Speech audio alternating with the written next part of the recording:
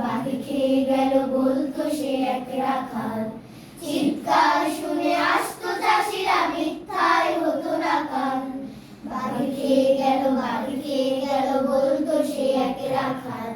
চিৎকার শুনে আসতো চাষিরা, মিথ্যায় হতো না কান। তারপর বাঘ আসলো যেদিন, কেউ তো এগিয়ে এলো না সেদিন। তারপর বাঘ আসলো যেদিন, কেউ তো এগিয়ে এলো না সেদিন। বাঘে খেলো তার শাস্তি পেল সে বানিয়ে মিথ্যা বলা। বাঘে খেলো তার শাস্তি পেল সে বানিয়ে মিথ্যা বলা। বানিয়ে মিথ্যা বলা। মিথ্যাবাদীর বন্ধু হইও